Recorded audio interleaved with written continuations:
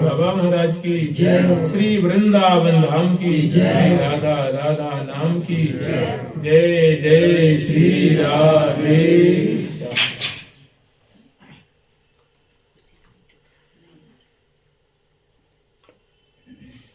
कल तक हम लोग स्मरण किए थे कि कौन कौन अंग की अनुपता जो कीजिए, मैंने श्यामा श्याम की सुंदर।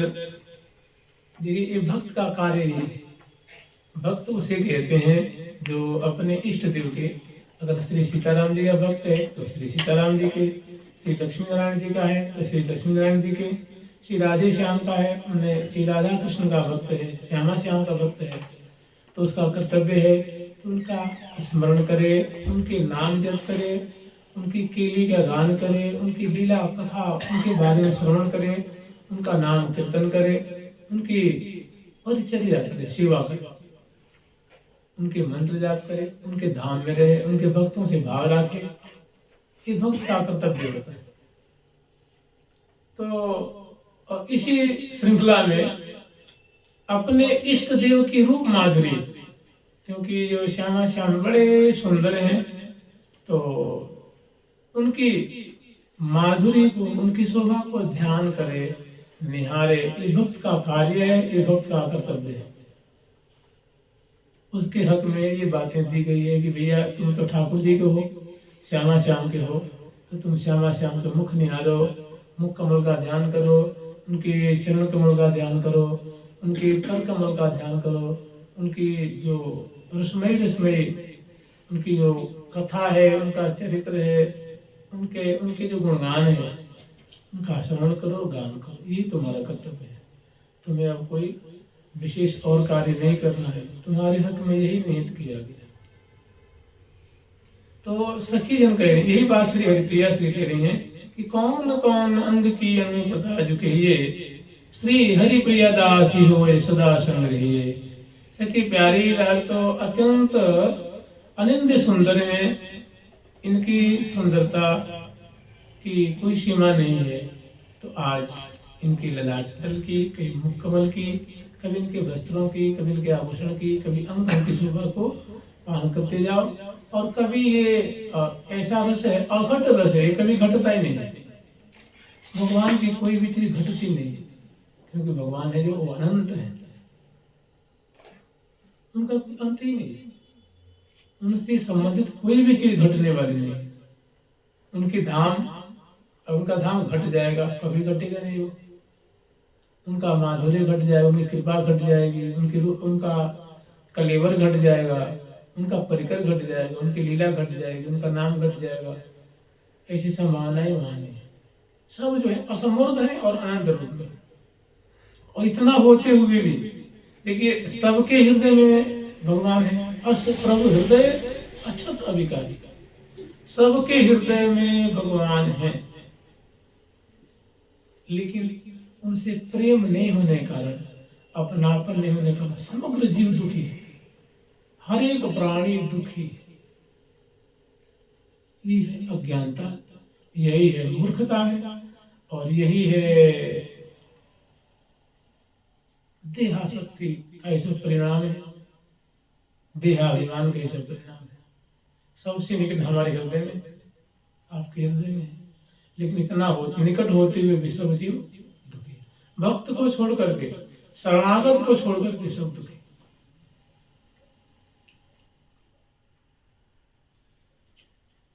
और इतना होते, इतना करीब होते हुए भी एक चीज हम लोगों के पास नहीं है तो सबके पास, हमारे पास भी, आपके पास भी, सबके पास है, लेकिन उसका हम लोग मिसयूज करते हैं, दुरुपयोग करते हैं। वो हमारे पास प्रीति, आपके पास भी है, प्रेम हमारे पास भी है, लेकिन उसका उस प्रेम को हम लोग कहीं और लगा देते हैं, नश्वर चीजों में, नश्वर संबंधों में। इसलिए वो प्रकट नहीं होते हैं, हमको दिखाई नहीं देते हैं, हम लोगों से बोलते नहीं हैं। सबके कहते हैं सबके ममता ताग बटोरी, मम पद कमल है बांध बर।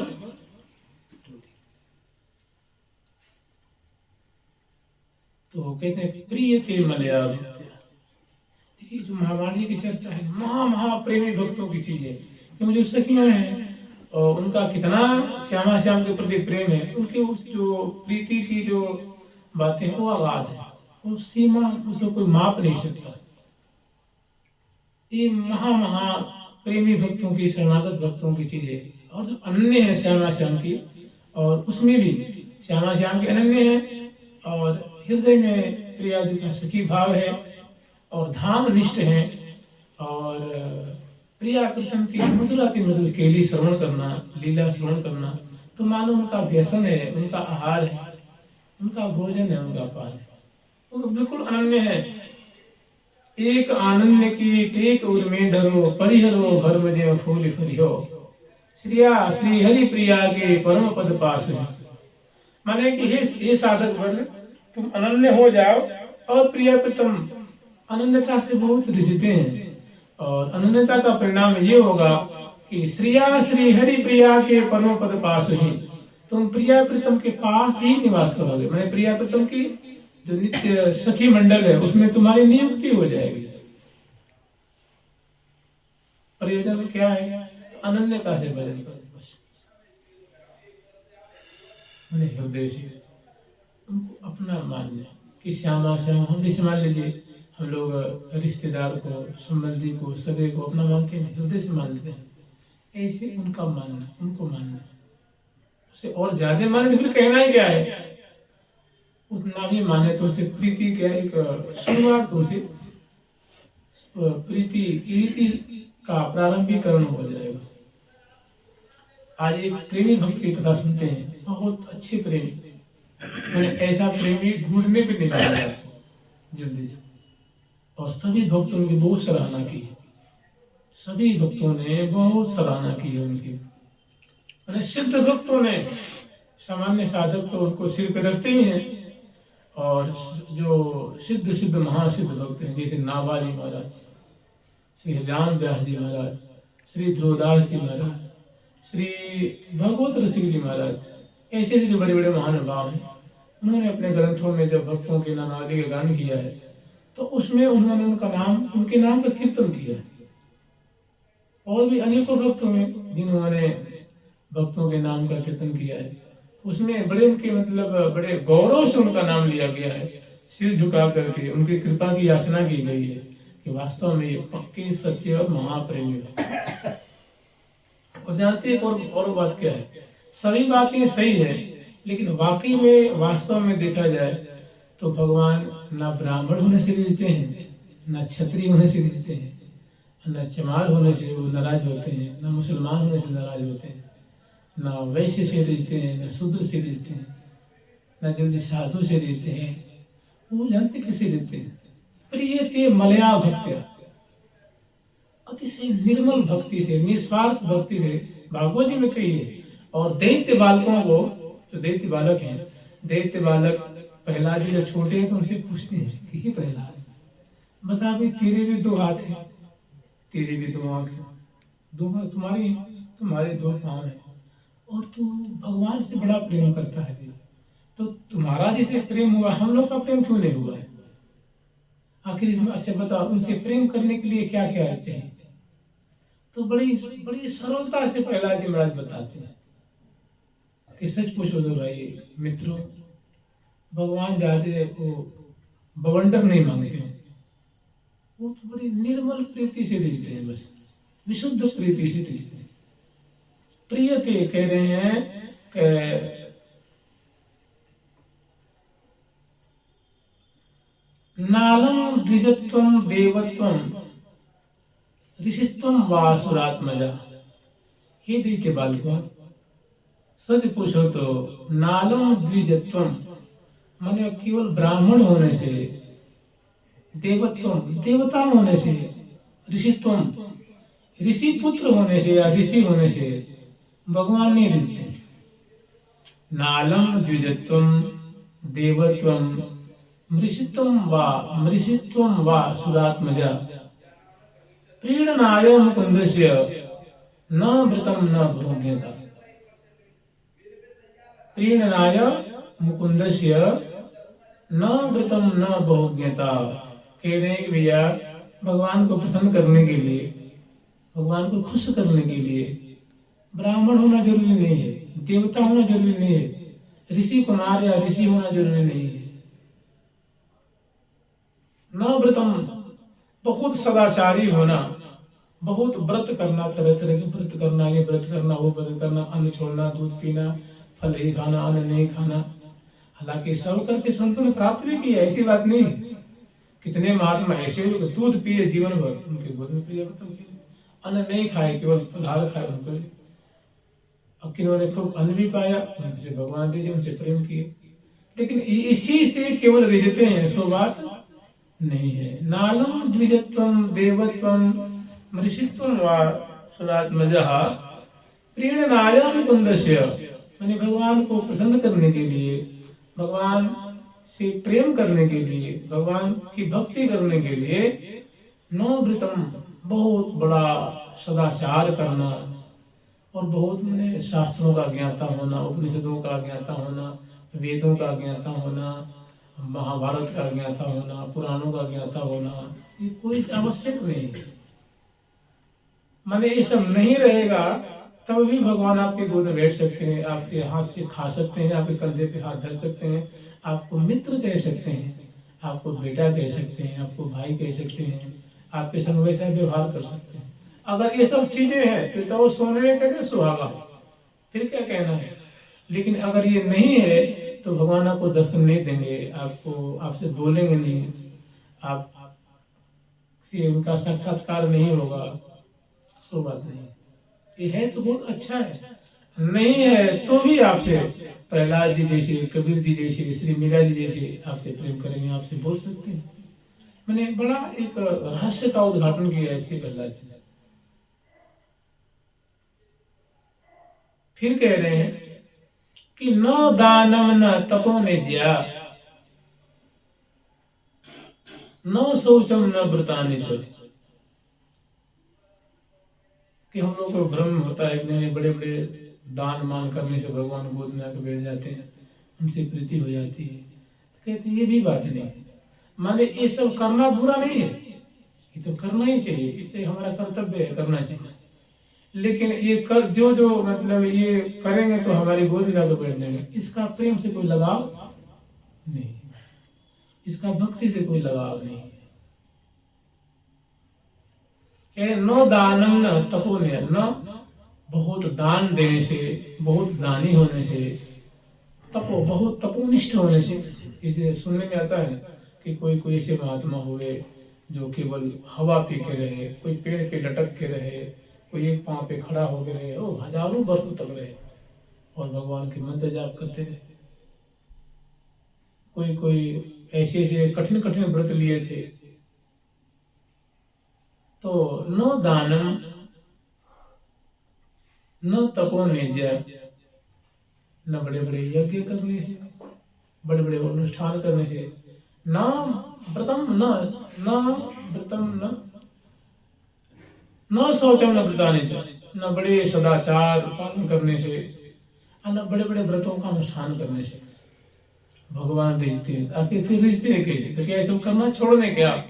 कि नहीं, छोड़ना नहीं है, तो हमारा धर्म है, ये धर्म के कर्म को करना है, लेकिन इसी से रिझ जाएंगे, सो बात नहीं है। कहने प्रिय थे मलया भक्त्या, भगवान की जहाँ तक बात है, श्यामा श्याम की जहाँ तक बात है, वे तो निर्मल भक्ति से, निर्मल प्रेम से रिझते हैं।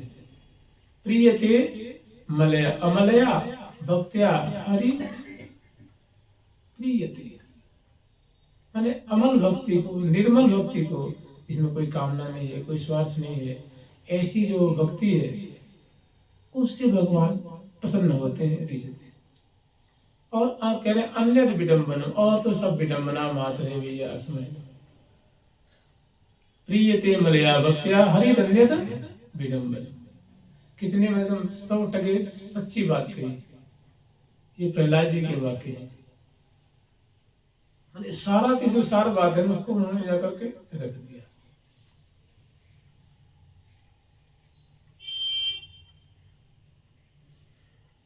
भव प्रवाह निस्तारित अवलंबन ये जन्म है। देखिए, ऐसा हम लोग कभी सोच भी नहीं सकते हैं। एक ऐसे भक्त हुए, आज से कम 500-700 वर्ष पहले की बात है। उनका नाम था सदन जी। हम लोग कहते हैं उनको सदन कसाई कहते हैं, अब नाम सुने होंगे। उनको उनके नाम के बाद में कसाई शब्द लगाया जाता है, इसलिए कि वे एक कसाई कुल में जन्म लिए थे। तो उनके पास एक शालिग्राम जी थे, उससे वो मांस तौल के बेचा करते थे तराजू पे, क्योंकि उनके घर का ऐसा कुछ पेशा ही था। उनका घर का पेशा था मांस बेचना। तो पशुओं को मारते नहीं थे, वो मांस खरीद के ले आते थे और उसको उचित दाम पे बेचा करते थे। तो उनको एक बार रास्ते में कहीं जा रहे थे, तो उनको एक रास्ते में शालिग्राम शिला मिल गया, इसे बड़ा सा शालिग्राम शिला, इतने बड़े हों। तो वो लेते आए उनको। उन्होंने समझा कि तो बहुत बढ़िया बाट है ये, इसे अपने होता है 1 किलो 2 किलो 1.5 किलो 5 किलो। तो पहले जमाने में जब ये थोड़ा इसकी चलन कम थी, तो लोग बाग 1 किलो रख लेते थे और एक ईंट को तोड़ करके बराबर टुकड़ा करके, जहाँ पत्थर का टुकड़ा चाहे कुछ ना कुछ रख लेते थे, उसके बराबर अपना काम चला लेते थे। 10-5 बाट कहाँ चल जाए। तो रास्ते में कहीं जा रहे थे, तो उनको शालिग्राम जी रास्ते में मिले, लेकिन वो शालिग्राम नाम जानते ही नहीं थे कि शालिग्राम भगवान श्री कृष्ण ही होते हैं। ये बात उनको जानकारी नहीं थी। उन्होंने समझा कि बड़ा बढ़िया हुआ कि मुझे बाट मिल गया। वो ले आकर के उससे तौलने का काम करने लगे। तो ठाकुर जी बड़े उन पे रिझे हुए थे। रिझे ऐसे थे कि वो जो मांस का पेशा करते थे, बिक्री किया करते थे, तो बाट की जगह उन्हें रख लेते थे। रिझना ये था उनका कि किसी ने कहा हमें 5 किलो दे दे भैया, तो वो बाट बदलते नहीं थे, शालिग्राम जी को रखे थे।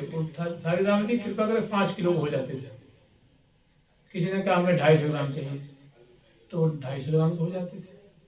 किसी ने कहा हमें 2 किलो चाहिए। यहाँ पे क्या है, प्रीति की बसवती तो है ना, प्रीति के बस में। हालांकि वो उनको ना सेवा करते थे, ना पूजते थे, ना चंदन लगाते थे, ना भोग लगाते थे, ना फूल चढ़ाते थे, ना माला चढ़ाते थे। तो बताइए ऐसी प्रीति कैसे होगी?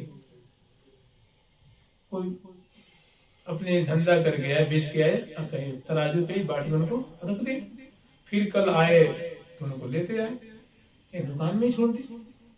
वही पड़े हुए हैं, ना उनकी कोई सेवा, ना कोई जगाना, ना उठाना, क्योंकि वो जानते नहीं कि भगवान है।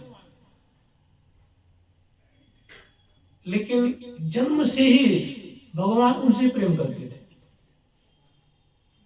क्योंकि उनके पिछले जन्म का संस्कार बड़ा बढ़िया था। जन्म से निष्कपट थे, निश्चल थे, तो ये बड़े एक प्रेमी भागवत हो गए, जिनके पास रहना ठाकुर जी को अच्छा लगता था। तो भाई क्या करते थे वो, तो जानते हो क्या करते थे? वो यही करते थे, भगवान के पद गाया करते थे और भगवान का नाम जपते रहते थे। उसको भगवान वो उस पे बाट रूप में शालिग्राम में सुन सुन के बहुत प्रसन्न होते थे। उनको स्वाभाविक भगवान के जो प्रार्थना के पद हैं, उनकी भक्त वत्सलता के पद हैं, उनकी दया के पद हैं, भक्तों के प्रति कैसी आत्मीयता होती है, भगवान ने कैसे कैसे अधमों का उद्धार किया है, गिद्ध को, जटायु को, शबरी को, श्री हनुमान जी को, जामवंत जी को, ऐसे बड़े बड़े भक्तों को। तो उनकी जो पदावली श्लोक आदि हुआ करते थे, जो उन्होंने सुन रखी थी अपने घर से, संतों से, समाज से, उनको गाया करते थे और बड़े प्रेम पूर्वक श्रद्धा से गाते थे और भगवान के नाम जपा करते थे। इसी से वो रिश्ते थे, ठाकुर जी का बड़ा उनके प्रति अपनापन हो गया था। सदन जी को छोड़ के जाना नहीं चाहते थे वो। तो अब उनकी प्रीति रंग लाई थे। प्रीति में मतलब जो कहते हैं एक मोड़ आई, वो कैसे, एक बार वो मांस तोड़ रहे थे और बाजार में उनकी दुकान थी, तो संजोग से कोई महात्मा आ गए, रास्ते से गुजरते हैं, तो जैसे रास्ता था सामने, उसे गुजर रहे थे और ये मस्त मौला जैसे तोड़ रहे थे और गुनगुना रहे थे। तो उन्होंने देखा, सहसा उनकी निगाह पड़ी कि तो इसके जो बाट पे जो कसाई है जो मांस बेच रहा है, इसके तराजू पे तो शालिग्राम जी दिख रहे हैं। तो उनको देखते ही उनकी आंखों में आंसू आ गए कि बताओ ऐसा भी होता है क्या? एक ऐसा मूर्ख है, कैसा ये बताओ दुष्ट है जो शालिग्राम को बटिया वो बाट बना के रखा है। तो उन्होंने कायदे से कहा कि हे भैया दुकानदार, आपकी सदा ही जय हो, सदा ही जय। भैया एक काम करोगे, मैं साधु हूँ, ये तुम्हारे जो तराजू पे जो बाट रूप में है ना, ये भगवान शालिग्राम जी, कोई पत्थर पत्थर नहीं है ये। हमने कहा महाराज मुझे पता नहीं है कौन है, तो अगर बुरा ना माने तो हमारी इच्छा है कि आप मुझे इनको दे दो, कुछ पैसा वैसा इसमें बदले में ले लो। उन्होंने कहा महाराज जी, बोले भाई कोई साधु महात्मा है, तो उनके मन में थी कि कोई साधु महात्मा कोई चीज भिक्षा मांगे चाहे कुछ मांगे तो दे देना चाहिए। तो उन्हें अपने लाभ हानि का विचार न करके उनको दे दिए और लेके गए। उनको लगा कि ये अपने जो साधु होने का अभिमान था, अहंकार था, उन्होंने मन ही मन से देखो मैं कितना कुशल महात्मा हूँ कि ठाकुर जी को नरक से निकाल लाया। उनके मन में आई कि बड़े दुख हो रहे थे, कहीं वो पड़ गए थे। और इसी को तो भक्त कहते हैं, इसी को तो महात्मा कहते हैं कि भक्त पड़े तो ठाकुर जी निकाले, ठाकुर जी पड़े तो भक्त निकाले। उनके मन में जो गरुड़ था महात्मा साधु होने का, तो उनको लेके आए और बड़े ही बड़ी मैंने आचार विचार से उनको सुंदर जो पंचगव्य से स्नान कराया, सुंदर उनको दूध से स्नान कराया और जो जो मंत्र उच्चारण करके उनका सहस्र नाम से अर्चना आदि किया, सुंदर भोग लगाया और फिर रात्रि में उनको शयन कराया। बहुत खुश हुए, बहुत बढ़िया उत्सव मनाए। लेकिन ठाकुर जी की सब बातें जची नहीं, रुचि नहीं उनको। ठाकुर जी ने कहा कि हे भगत जी, मैं आपसे बड़े प्रसन्न हूँ, लेकिन ऐसा है ना, प्रीति न कहो कि कान विचार है। प्रीत लाग गए तो लाज कहारी, लाग गई तो लाज कहारी। तो उन्होंने कहा कि भगत जी, महात्मा जी, आपकी सेवा से मैं प्रसन्न हूँ, लेकिन जो सदन जी हमारी सेवा करते हैं ना, उनकी जो प्रीति की रीति है ना, हमें आप जो आपने सेवा हमारी की है, इसके बदले में हम आपको फल दे देंगे, लेकिन आप मुझे सदन जी के पास पहुंचा दे, मेरा मन नहीं लग रहा आपके यहाँ। तो बड़े कोसेंगे और क्या, जिंदगी भर तो मांस के रहे हो, तो एक दिन में कहाँ सुधर जाओगे? जाओ, जब तुम्हारी इच्छा है जाओ, वही मांस में रहना, उसे गंध लेते रहना सड़ी बड़ी की। और वो लेके चले, उनको लौटा दिया। उन्होंने फिर बाट में रख लिया, बाट के रूप में रख लिया और उसे अपने जो तोड़ने कार्य किया करते हो करने लगे। तो ठाकुर जी दिखते कैसे थे? क्योंकि वो सच्चा व्यवहार करते थे। वो जो जिस मान लो ग्राहक के लिए जितना पैसा लेते थे उतना उसको मांस तोड़ कर दे देते थे। और पशु को मारते नहीं थे, मरे हुए जो काटे हुए जो मांस होते उसको ले जाके अपने पैसा के अनुसार को बेचते थे। तो देखिए ठाकुर जी हैं, बताइए कहीं कसाई के यहाँ ठाकुर जी प्रेम करते हैं क्या? ठाकुर जी को कसाई का क्या मिला?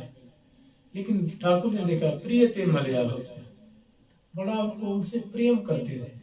भगवान के जब पद गाते थे उनका गला अवरुद्ध हो जाता था, यानी उन पदों का भाव उनके हृदय में उतर जाता था। भगवान की कृपालता के बारे में विचारते थे, दया के बारे में विचारते थे, और तो मैंने उनका हृदय बड़ा पसीजने लग जाता था। और कुमार पे जाने का तो प्रश्न ही नहीं उठता था।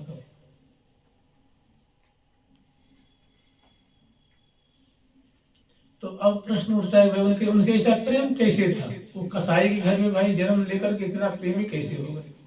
तो उनके पूर्व जन्म की एक कथा आती है। पूर्व जन्म में मैंने उस वर्तमान जन्म में तो वो कसाई के घर जन्म लिए थे, लेकिन उससे पूर्व का उनका जो वृतांत था, उससे पहले जन्म का, वो कुछ बड़ा रहस्यमय था। बताते हैं कि एक बार वे काशी के बड़े एक अच्छे ब्राह्मण कुल में उनका जन्म हुआ था, सदन कसाई जी का। कसाई दूसरे जन्म में कसाई के परिवार में जन्म लिए थे, उससे पहले वाले जन्म में ब्राह्मण कुल में उनका जन्म हुआ था और काशीपुरी में हुआ था। और स्वाभाविक वे श्री शालीग्राम जी की बड़ी प्रेम से पूजा किया करते थे, उनको नहवाते थे, मैंने अभिषेक कराते थे, और नैवेद्य आदि अर्पण करते थे, आरती उतारते थे, प्रणाम करते थे, और जो सदाचार आचार विचार का बड़ा बढ़िया से पालन करते थे। और जो अनेक स्तोत्र आदि होते हैं ना, स्तोत्रों से उनकी सेवा में उनको स्तोत्र पाठ करके उनकी सेवा करते थे। एक क्रम उनका बहुत वर्षों से चला आ रहा था। संयोग से एक बार की बात है कि वे नियम के अनुसार वो गंगा जी रोज नहाते थे, क्योंकि काशीपुरी जो है वो गंगा जी किनारे है। तो गंगा जी और रोज जा करके स्नान आदि करते थे और नियम से गंगा जी की स्तुति करते थे, पाठ करते थे, पूजा करते थे, फिर अपने घर चले जाते थे। एक बार वे मंत्र जाप करते हुए, स्तवन पाठ करते हुए लौट रहे थे। तो कहते हैं गहना कर्मणो गति, कर्म की गति बहुत गहन होती है, बहुत माने उसमें बड़ा मर्म होता है, सबकी समझ में नहीं आती है कि चलते पुण्य कर्म करने हो जाता है पाप, कई बार पाप करने जाते हो जाता है पुण्य। तो मैंने धर्म कर्म का विचार करना सबके बस की बात नहीं है। जो बड़े बड़े शास्त्रों के मर्म को जानने वाले होते हैं उनसे भी गलती हो जाती है, त्रुटि हो जाती है, तो सामान्य कौन चले। तो बताते हैं कि वो स्नान आदि करके और स्तवन करते हुए अपने घर लौट रहे थे।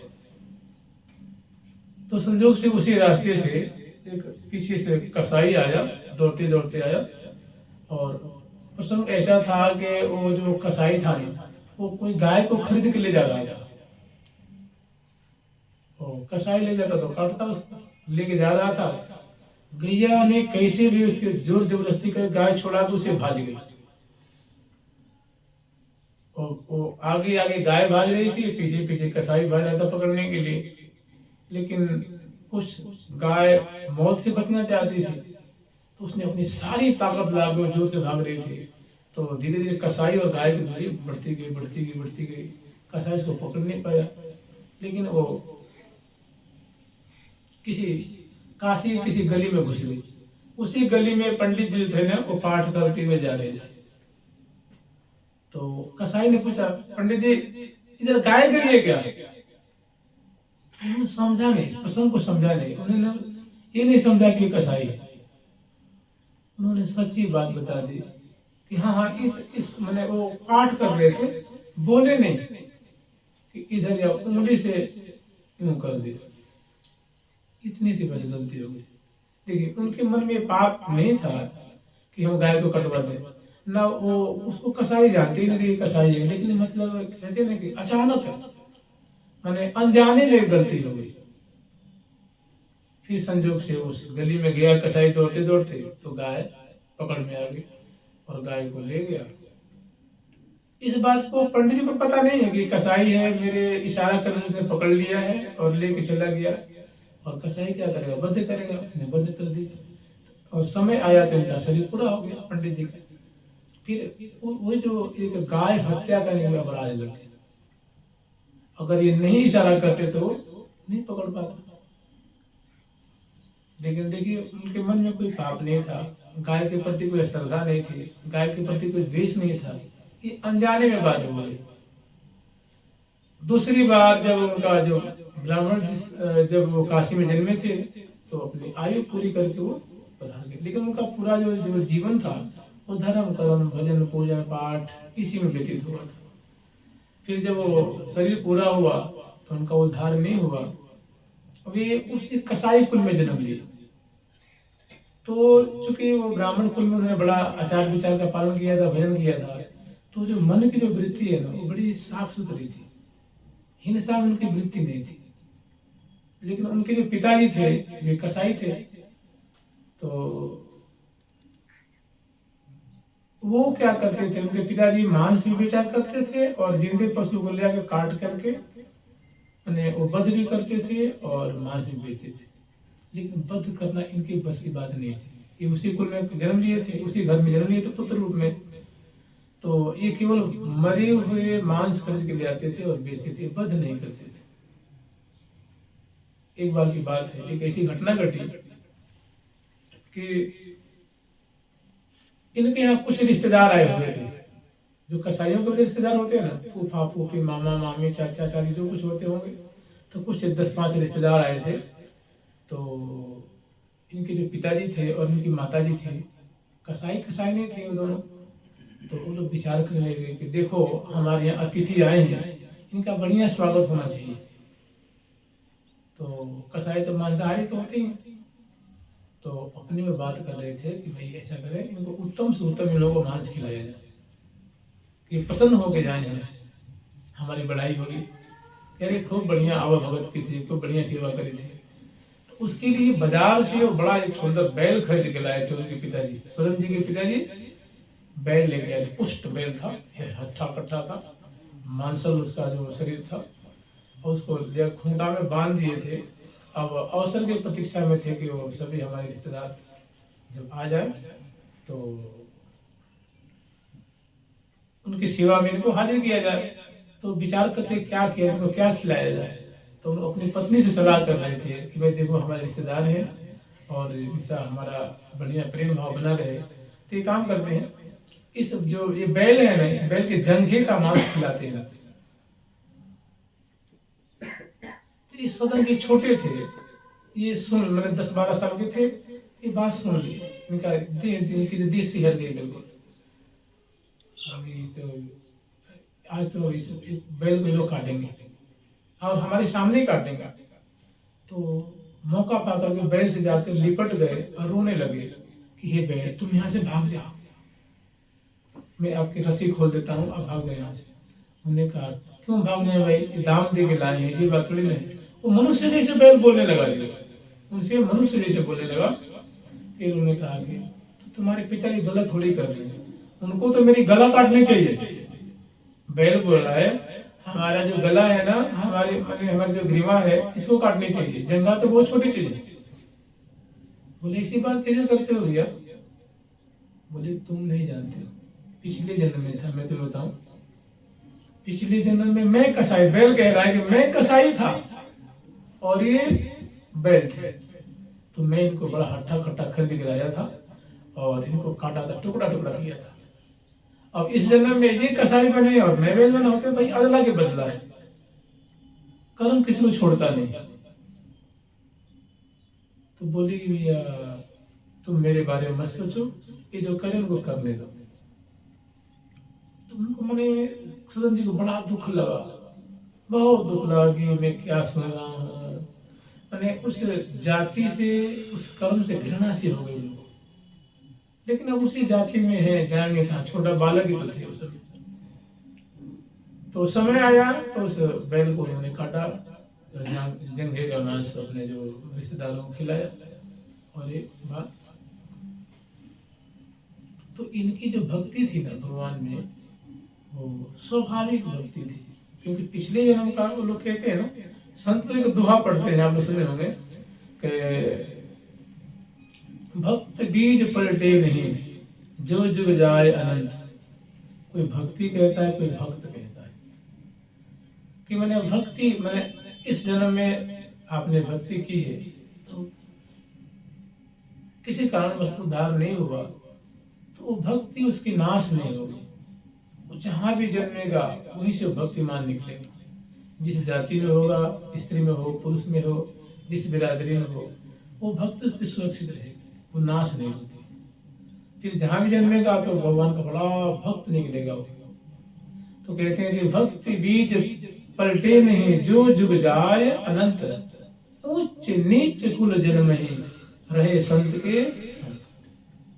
कर्म विपाक से ऊंचे कुल में जन्म ले सकता है, नीच कुल में जन्म ले सकता है, लेकिन वहां भी संत ही रहेगा। हाँ, उसकी वृत्ति बहुत बढ़िया रहेगी, शुद्ध होगी, सात्विक होगी, किसी को सताएगा नहीं, किसी को लूटेगा नहीं, काटेगा नहीं, मारेगा नहीं, पीटेगा नहीं। वहाँ भी सुख दुख को सहता रहेगा और बड़ा ही सहयोगी होगा, नाम जापक होगा। स्वाभाविक भगवान में उसकी रति होगी, स्वाभाविक भगवान में प्रेम होगा, स्वाभाविक आचार विचार पालन करने में, कथा श्रवण करने में, नाम जपने में, कीर्तन करने में स्वाभाविक उसकी रुचि होगी। तो ऐसे ही उनकी जात की रति थी, मैंने जन्म से ही उनकी भगवान में प्रीति थी, भक्ति थी। नहीं तो आप ही बताइए, दूसरे जन्म में कसाई के रूप में जब जन्म लिए थे कसाई के घर में, उस समय कोई भक्ति नहीं की थी, ना कोई मंदिर जाते थे, ना कोई पूजा पाठ करते थे। ये सब तो चीजें उसमें हराम है ना। ये हिंदुओं के यहाँ होती है, वहाँ धर्म माना जाता है, अच्छा माना जाता है। उनके यहाँ उसको हराम माने पाप माना जाता है, अधर्म माना जाता है। तो ये प्रश्न ही नहीं था। लेकिन जो पिछले बार, मैंने पिछले जन्म में जो उन्होंने ठाकुर जी की सेवा की थी ना, तो वही ठाकुर जगदीश जी करके उनको रास्ते में मिल गए थे। कहीं से आ रहे थे तो रास्ते में बाट रूप में थे, तो साई राम जी लेकिन उनको लागे कोई पत्थर, बड़ा गोल मटोल पत्थर है, चलो ले चलते हैं, ये मांस तोड़ने काम में आएगा। और उदारता देखिए कि जितना उसे 50 किलो तोड़ना है तो 50 किलो के हो जाते, वजन से अपने आप हो जाता। कई बार हमने प्रयास किया कि एक काम करते हैं, जो ये बड़ा सा बाट है ना, इसको धर लेता हूँ, इनको उतार देता हूँ। तो ठाकुर उतारते, ठाकुर उछल कुछ बैठ जाते, तराजू में बैठ जाते, और उस सच में जब तोलते तो उतने वजन का हो जाता। बिल्कुल ये अनहोनी बात है। देखिए इतना बड़ा उनका जो स्वरूप है, वो 10 किलो का भी हो जाता है, 5 किलो का हो जाता है, 50 ग्राम का भी हो जाता है, 250 ग्राम का भी हो जाता है। तो ये ठाकुर जी की प्रीति है। मैं एक बार को उनसे प्रेम कर लेता है तो वो छोड़ते नहीं। तो जो कही है प्रहलाद जी ने, अब यहाँ देखा जाए तो आप बताइए, वो कहाँ गंगा स्नान करने जाते थे, कहाँ संतों को प्रणाम करते थे, कहाँ चरणामृत पीते थे, कहाँ उन्होंने वेद अध्ययन किया था, पुराण पढ़ा था, कहाँ संतों के पंडाल में कथा सुनी थी उन्होंने। माने ये सब चीजें उनमें नहीं थी। हाँ, लेकिन प्रीति थी, जो संतों के वचन सुनते थे कि सत्य बोलना चाहिए, धर्म पे चलना चाहिए, किसी को छलना नहीं चाहिए, झूठ नहीं बोलना चाहिए, किसी की बहन बेटी की तरफ बहुत बढ़िया माता की समान, बहन की समान निगाह रखनी चाहिए। ये सब स्वाभाविक था। किसी कोई मतलब खराब परिस्थिति में पड़ गया है तो उसकी मजबूरी के नाजायज फायदा नहीं उठाने चाहिए। हो सके तो जितना हेल्प करते हैं, सहयोग करते हैं। ऐसी वृत्ति स्वाभाविक उनमें थी। ये सब बातें ठाकुर जी को बहुत अच्छी लगती थी, बहुत प्यारी लगती थी। और ये संस्कार बस स्वाभाविक जो पूर्व जन्म का संस्कार था। तो यद्यपि देखिए कसाई के घर में जन्म लिए थे, जहाँ पशुओं को मारना, और सवेरे नाश्ता में भी मांस है, राजभोग में मांस है, रात्रि में भी मांस है। ये जहाँ का मतलब आलू जैसे, जहाँ आलू चावल दाल रोटी जैसे जहाँ पे भोजन होता है। लेकिन इतना होते हुए भी ठाकुर जी ने को सुरक्षित रखा और बड़ा सुंदर भाव दिया था, बड़े सुंदर सुंदर लक्षण दिए थे। तो यही कहते हैं कि प्रियते मलया भक्त्या, भगवान को केवल अमल निर्मल प्रेम से मिलते हैं। निर्मल भक्ति उनको प्रिय लगती। अनेकों एक श्री वल्लभाचार्य महाराज की परंपरा में एक कथा आती है छोटे से बालक की। उसका नाम था कान्हा भंगी। वो बच्चा था, और मंदिर में जब श्री वल्लभाचार्य महाराज थे, तो जब वल्लभाचार्य महाराज धाम को प्राप्त हो गए तो उनके सुपुत्र श्री विठलनाथ जी महाराज थे। जब वे भी दिव्य धाम को सेवा में चले गए तो उनके पुत्र श्री घनश्याम जी, श्री गिरधरन जी, ऐसे अनेक उनके 7 पुत्र हुए। तो ये बड़ी ही परंपरा से सब सेवा चली आ रही थी। तो उसी में कान्हा नाम के छोटा सा एक माता थी, उसके पिताजी नहीं थे, वो भंगिन थी। तो मंदिर में झाड़ू बहुत लगाया करते थे और ठाकुर जी की उसे परोसा मिल जाया करता था। तो एक छोटा, उस माँ का एक छोटा सा 14-12 साल का एक बेटा था, दोनों का उसमें गुजारा हो जाया करता था। तो केवल मंदिर के बाहर में उसको बुहारी लगाने का अधिकार था। मंदिर के जगमोहन में, दालान में जाने का प्रश्न ही नहीं उठता है। उस समय बड़ा ये विशेष रूप से था, कर्म धर्म छुआछूत की बातें। तो वो बच्चा जो था ना, उसका बड़ा हृदय बड़ा निर्मल था। ठाकुर जी सखा का भाव था। तो जो गोसाई के जो बेटे हुआ करते थे गोसाई जी के, तो बच्चे उसमें जाते थे, सेवा करते थे, दर्शन करते थे, बाहर खेलते थे। तो बच्चा खेल भी नहीं सकता था उसमें, तो भंगी का बेटा था। लेकिन वो जब लोग दर्शन करने जाते थे तो उसके मन में कुतूहल रहता था कि पता नहीं लोग क्या देखते हैं। तो वहाँ प्रसिद्धि थी कि उसमें लाल जी है, लाल जी है, लाल जी है, लाल जी है, लाल जी है।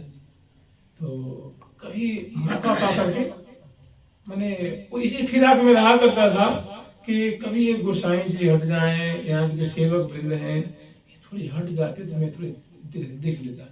तो जे भी उसने मतलब इसी फिराक में रहता था, कभी समय मिलता था थोड़ी आगे तक पहुंच जाता था। अब वहीं से हल्की फुल्की झांकी करके वो डर के मारे भाग जाता था, अगर कोई दिख रहा तो बहुत मारेगा। और फिर जहाँ तक मैं गया वहां तो लोग धुलाई करेंगे, मैंने कि भंगी का बच्चा है, पाँव उसका यहाँ तक आ गया है, इसको धो। तो उसमें फिर पिटाई भी होगी, दंड भी मिलेगा। तो बच्चे के हृदय में एक हमेशा 24 घंटा खुद बोल रहा था कि पता ना कितने सुंदर हैं, कितने बड़े होंगे, हंसते होंगे, बोलते होंगे, खेलते होंगे। तभी तो रोज आते हैं दर्शन करने के लिए। दर्शनार्थी जाते थे तो उसके मन में अनेकों भावनाएं पैदा होती थी।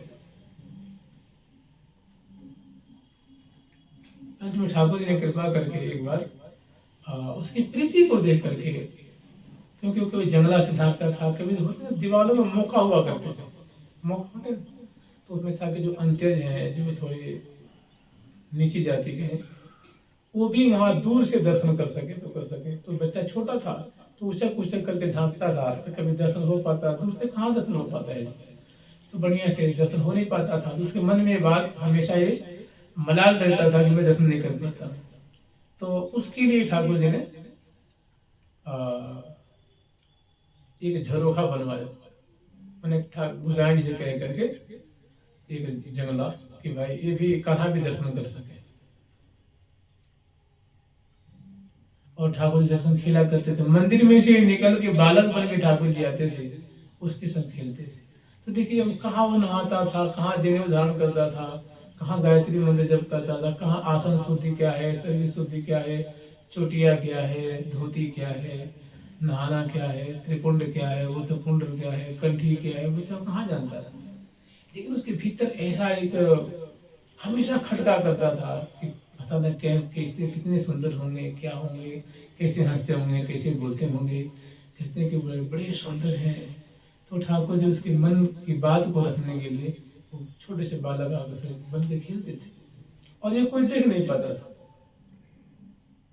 और जब इसका भंडा फोड़ हुआ तब तो हो ही गया, बाद में बातें पता लग गई। तो गोसाई जी बहुत मने, ऊपर से तो बहुत फटकारे उसको। अब मने बहुत प्रसन्न हो गए कि भाई खाना के ऊपर तो हमारे लाल जी की बहुत कृपा है। तो कहते हैं प्रेरणाय मुकुंदस्य न व्रतम न बहुज्ञता, भगवान को प्रसन्न करने के लिए बहुत पढ़ाई की आवश्यकता नहीं है। वेद शास्त्र की, मैंने जो वेद शास्त्र पढ़े हैं बहुत अच्छी बात है, क्या कहना। हम तो उनके चरण में दंडवत करते हैं कि महाराज आप वेदज्ञ हैं, आप बड़े आचार्य हैं, विचारी हैं, आप तप करते हैं, जप करते हैं, आप सदाचार का पालन करते हैं, उनका तो प्रणाम उनको लोग करते ही हैं, आदर देते हैं, सम्मान देते हैं, स्वाभाविक सम्मान देते हैं। लेकिन इतना ही से भगवान की प्रीति हो जाती है, भगवान उनसे प्रेम करने जाते हैं, सो बात नहीं। और जो ये नहीं कर पाता है, जिसके संस्कार में नहीं है, चाहे उसकी जाति बिरादरी में नहीं है, चाहे उससे नहीं हो पाता है, उसने कभी सुना ही नहीं, तो उसे भगवान प्रेम नहीं करेंगे, सो बात नहीं। अगर वही प्रेम करने लग जाए, उसे प्रीति करने लग जाए, तो ठाकुर जी विवल होकर के कृपा करके उसको अपना लेते हैं और अपना पार्षद बना लेते हैं, अपने सेविका बना लेते हैं, सेवक बना लेते हैं।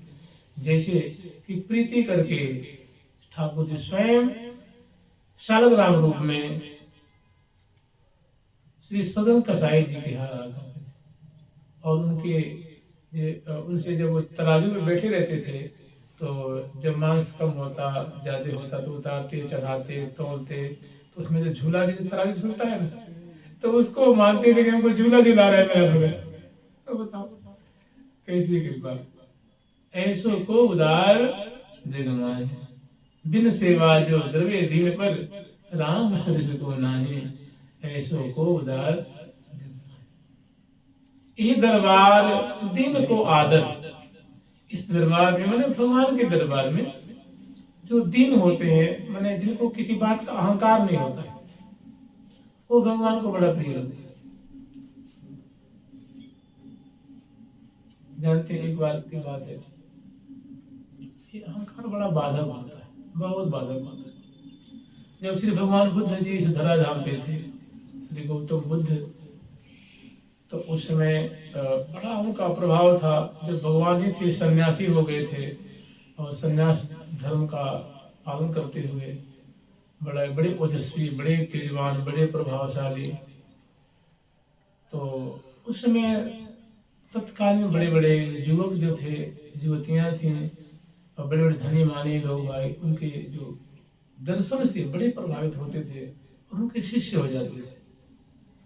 तो एक बार वो किसी नगर में उन्होंने विश्राम किया था, ठहरे हुए थे। तो उस जो नगर, उस देश का जो राजा था, वो राजा को एक बड़ा उसको वैराग्य हो गया। मैंने इनके पास सत्संग करने के लिए आया करता था, तो एक बार, दो बार, चार बार सत्संग किया, दर्शन किया, तो बड़ा उसको मैंने वो जो राजकाज से बड़ी उसको घृणा सी हो गई। उसको लगा कि अरे मेरा तो जीवन नहा के चला गया, मैंने जीवन का कोई सार्थक तो नहीं प्राप्त कर पाया। अब श्री महात्मा बुद्ध का दर्शन हुआ है, अब तो ये सब जो जो मान मर्यादा ठाट बाट उसको सुर से चुभने लगी। तो एक बार आया, बोला कि हे भंते, हे तथागत, आप कृपा करके मुझे आप अपना शिष्य बना लीजिए। बोले नहीं भैया, आप घर में रहो, तुम घर में रह के भजन करो, क्या जरूरत है। बोले ना महाराज, हमको अब घर लौटना नहीं है, मेरे से बातें रुचती नहीं है, अब मैं राज्य में नहीं जाऊंगा। तुमने कहा कि मेरी बात मानोगे क्या? हमने कहा आप जो कह देंगे वही मानूंगा। तो देखिए, राजा तो राजा होते हैं, राजा की ठाट बाट मान, जो जिस गली से, जिस रास्ते से गुजर जाए, सब नागरिक में हाथ जोड़ करके खड़े हो जाते हैं।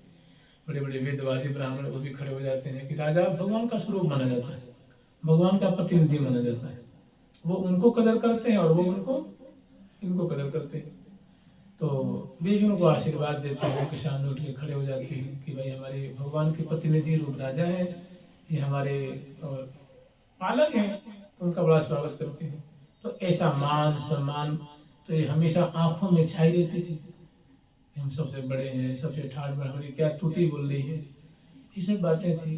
नाज, शान और शौकत, वो भव्यता और वो सुख में चीजें, मान प्रतिष्ठा, स्तुति गान, तो ये सब उनको मतलब चुभने से लगी। तो आए, बोले महाराज मैं अब लौट के नहीं जाऊंगा, आप मेरा उद्धार कीजिए, मेरा उद्धार कीजिए। उन्होंने कहा मेरी बात मानोगे क्या? उन्होंने कहा हाँ। उन्होंने कहा ठीक है, एक काम करो, अब ये सारा वस्त्र उतार दो। उन्हें उतार दीजिए, जो जांघिया होती है लंगोट, उसको पहने लगे। बोले इसको उतार दो।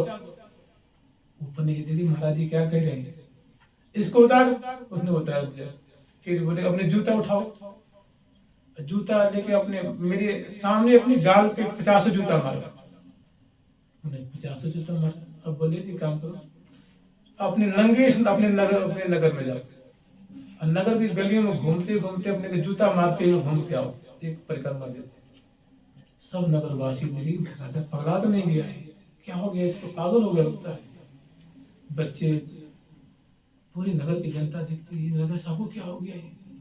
जब नंग धड़ंग होकर के जूता मारते हुए उनके पास आए, लेकिन अब तो मैं शिष्य बना लूंगा।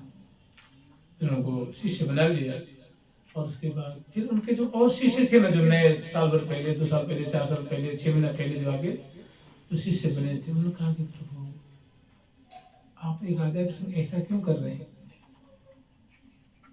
ये तो इस नगर के राजा हैं, इनके संग तो आप ज्यादती कर रहे हैं, अति कर रहे हैं, ऐसा नहीं करना चाहिए आपको। हम बोले कि नहीं, इसके संग ये जरूरी है। क्यों? इसको राजा होने का बड़ा अहंकार है। इसके जब जैसे तुम लोग का है, तुम हल्के घर के हो तो तुम्हें कोई भिक्षा मंगवा दे, मूड मुड़ा दे और 2-4 गाली खा के आ जाओगे, रोटी वोटी मिल जाएगी तो तुम्हारा नशा उतर जाएगा। और ये राजा को ज्यादा नशा है, राजा होने का नशा है। तो अहंकार जो भक्ति में बड़ा बहुत बाधक सिद्ध होगा, इसको भक्ति नहीं करने लगी। इसलिए इसको थोड़े ज्यादा मैंने इसकी परीक्षा ली, इसकी जांच पड़ताल ज्यादा की है। अब इसका सारा नशा उतर गया। जो इसके चरणों के नीचे रहते थे हंस रहे हैं, इसमें जूता अपने हाथ से जूता मार रहा है मुड़ पे अपने शरीर पे, तो सबने इसके सामने इसकी हंसी की है। अब ये उसका मन उधर की तरफ कभी भी नहीं जाएगा, जहाँ इसका अपमान होगा उधर नहीं जाएगा। अब इसका सारा नशा अहंकार जो उतर गया है, अब बहुत जल्द इसका ध्यान लगेगा और उधर इसका मन नहीं जाएगा। तो कहने मतलब भक्ति में ये सब चीजें बहुत बाधक होती हैं। आप कहते हैं अहंकार दुखद डमरू, डमरू कहते हैं गांठ को। जैसे अभी हम लोग के गला में गांठ हो जाए, पेट में गांठ हो जाए, जंघे में हो जाए, मस्तक में हो जाए, फिस्टुला हो जाए, चाहे क्या क्या चीज होती है ना, तो डॉक्टर कहते हैं जल्दी कटवा के निकलवा दो, नहीं तो कैंसर में बदल जाएगा, फिर आपके बिल्कुल जान फिर बचनी मुश्किल हो जाएगी। ऐसे भक्ति क्षेत्र में किसी बात का भी अहंकार और गांठ के समान होता है, तो उसको संत लोग उसको दूर करते हैं, उसको गाली देके, उसको नीचे मैंने नीचा अनुसंधान करा के, भिक्षा मंगवा करके, चाहे कोई विशेष जिम्मेदारी, पाँव धोने की जिम्मेदारी दे देंगे, पत्थर उठाने की जिम्मेदारी, रसोई बनाने की जिम्मेदारी दे देंगे, बर्तन मांजने की जिम्मेदारी देंगे, गाय चराने की जिम्मेदारी दे देंगे, पोछा लगाने की दे देंगे, संत कपड़ा धोने के दे देंगे। मैंने जिसे उसका मतलब अहंकार चूर्ण चूर्ण हो, जो कभी नहीं किया है। तो ये सब बातें स्वतंत्र जी में नहीं थी, किसी बात का अहंकार नहीं था, किसी बात का गौरव नहीं था कोई कि मैं बड़ा गुणवान हूँ, मैं बहुत ही ऊंची जाति का हूँ, मैं बहुत पढ़ा लिखा हूँ। मैंने ये सब चीजों को छू भी नहीं की थी। और स्वाभाविक जो है उनकी जो है उनमें ईमानदारी थी, सच्चाई थी, धार्मिकता थी। तो ये सब बातें ठाकुर जी को बहुत प्रिय लगती थी। यद्यपि देखा जाए तो वो कोई प्रकट रूप में कोई भक्ति नहीं करते थे कि ठाकुर जी को नहवाते हो, धुआते हो, मंत्र जाप करते हो, उनकी सेवा करते हो, आरती करते हो, पूजा करते हो, दंडवत करते हो, प्रणाम करते हो, भोग लगाते हो। ऐसी बात, ऐसी जो एक भक्ति के जो अंग हैं उसका वो प्रतिपादन नहीं करते थे, लेकिन हृदय में सच्चाई थी। ये बातें ठाकुर जी को प्रिय लगती थी।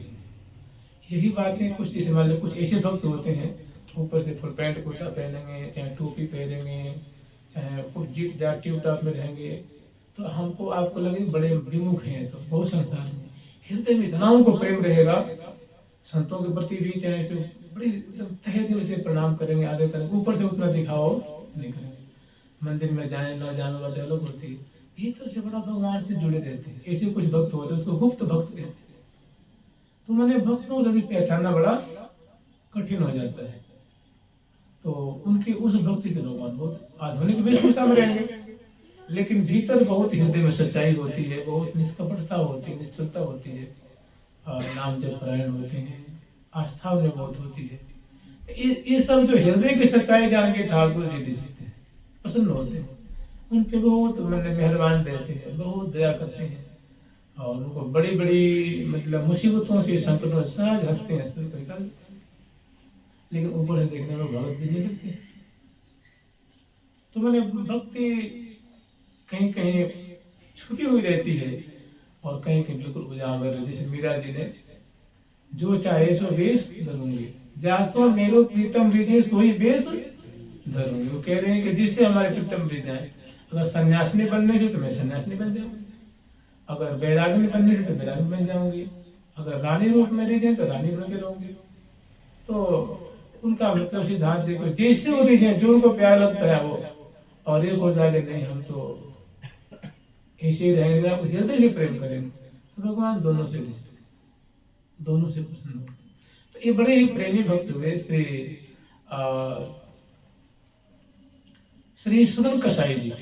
कसाई कहने में शर्म आती है, वो कसाई किसे किसे, वो तो भक्त हैं, भक्त राज हैं, देवता के भी देवता हैं सदन। चूंकि उस खानदान में जन्म लिए थे, इसीलिए लोग उनमें थोड़े जोड़ देते हैं।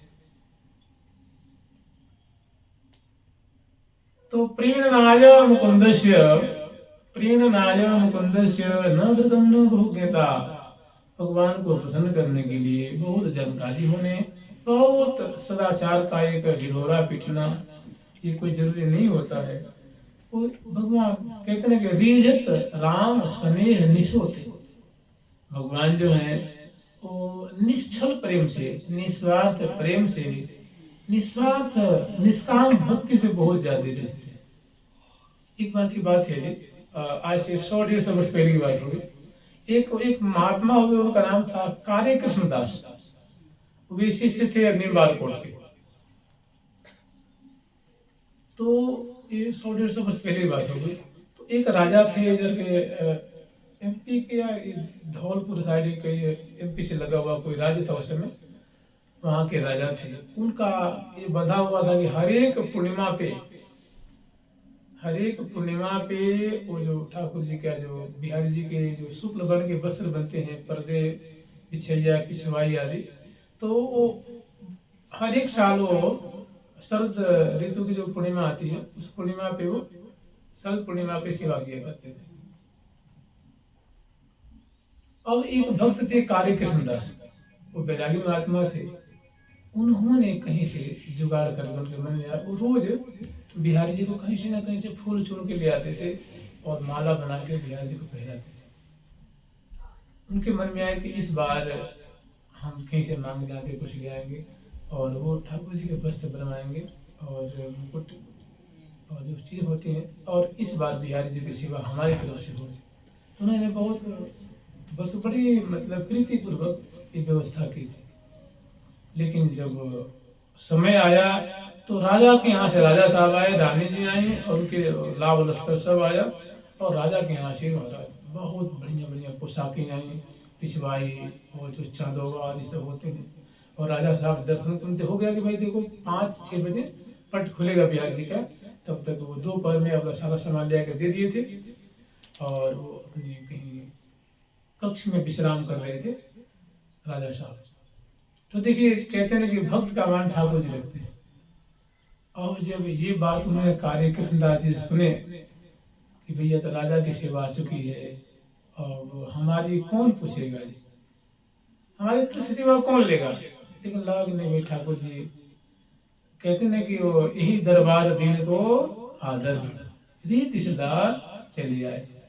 तो दीनता थी, बहुत प्रीति थी, बड़ा समर्पण था। तो उन्होंने अपने छोटी सी जो चीज थी, जो नैवेद्य था, जो भेंट की चीजें थी, उनको लेके गए। तो बड़ा डर लग रहा था कि भाई हमारी तो गोसाई से पुजारी से कोई परिचय भी नहीं है, हमारा कौन लेगा जी। तो संजोग ऐसा हुआ कि वो थापन से पूर्व, देखिए ठाकुर जी क्या करते हैं बिहारी जी, माने हर एक भक्तों की वो भाव की रक्षा करते हैं, सबको भगवान आदर देते हैं, तो जिनकी जैसी भावना होती है। ऐसा हुआ कि उस दिन जो गोसाई परिवार थे, वो गोसाई परिवार में किसी बात को लेकर के उत्थापन के समय भीषण झगड़ा हो गया, भारी कला कलेश हो गया उसमें, मुझे लगता है जैसे गोली चल जाएगी, ऐसी बात हो गई। तो राजा साहब की पोशाक तो धरी की धरी रह गई, और वो अपने जो लेके गए उसको पता ना पुजारी के मन में क्या आई, उनके जो पोशाक, उनकी माला जो बनी हुई उसको लेकर धारण करा दिए और झटपट खोल दिए। तब बात याद आई कि राजा साहब इसलिए तो नहीं रह गई, अब क्या हो गया।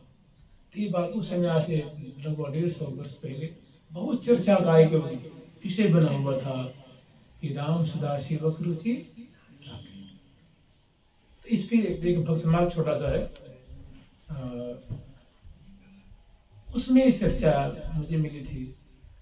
उसका नाम है, ग्रंथ का नाम है निम्बार्क पुष्प या निम्बार्क कुछ ऐसे करके, अब बढ़िया से उसका नाम याद नहीं आ रहा है। छोटी सी पुस्तक में 10, 15, 20, 25 भक्तों की चरित्र था निम्बार्कियों का। तो उसमें ये बात लिखी गई थी, निम्बार्क कोट से छपी हुई थी वो। तो उसमें मैंने भगवान जो है अपने भक्तों के भाव की रक्षा करते हैं, उनकी हृदय की प्रीति को जानते हैं, उसका आदर करते हैं और उसका आस्वादन लेते हैं। इसका मतलब राजा का मतलब अनादर नहीं किया था। ये राजा था तो कितने 25 साल से करवाते आ रहे थे हमें, एक साल से भक्त के भी तो मान रखना चाहिए। तो उस ऐसे भक्त का भी मान रखा था। तो इसमें देखा जाए तो निष्किंचन थे, अकिंचन थे, लेकिन हृदय में बड़ा प्रेम था। तो उनके प्रेम को थोड़ा गौण कर दिया और उनकी प्रीति को भोग लगाया। उनकी प्रीति पूर्वक जो नैवेद्य थे, जो भेंट की सामग्री थी, उसको ठाकुर जी ने, और बहुत सस्ती चीजें थी, इसे नहीं तो मार्किंग की मान लो चाहे थोड़ी से, और राजा साहब की बहुत कीमती चीजें थी, लेकिन ठाकुर जी ने मान रखा भक्त। संत समाज में खूब जय जयकार हुई कि भाई तुम्हारी सेवा ठाकुर ने स्वीकार कर ली है। तो ठाकुर जी पता न कब कैसी रचना करें, हाँ दिनों पे डरते हैं और प्रीति के ग्राहक हैं। तो वही सखी जन कह रही हैं जो हम लोग कल स्मरण किए थे, परसों स्मरण किए थे कि कौन कौन अंग की अनूपता कीजिए, श्री हरि प्रिया दासी होई, मैं प्रिया जी की सहचरी हूँ, प्रिया जी की सखी हूँ। इस भाव से भावित होकर, और सबसे जो अलौकिक चीज है, मधुराति मधुर चीज है, वो प्रिया जी की रूप माधुरी है, लाल जी की रूप माधुरी है, मधुर उनकी अदा है और सुंदर सुंदर उनकी छटाएं हैं, अंग उनकी मादक माधुरी है। उनको उनके संग रहते हुए, उनकी सेवा करती हुई, हे सखी वृंदों, हे सहचरी वृंदों, प्रिया जी के अंग की माधुरी को पान करो, आस्वादन करो, दर्शन करो। और वो ऐसा है कि उसको सम्यक रीत्या पार नहीं किया जा सकता, क्योंकि वो दिव्य अंग है। तो आज इसकी, कल दूसरे अंग की, तीसरे दिन तीसरे अंग की शोभा को पार करो और आनंद के सागर में डूबी रहो। तो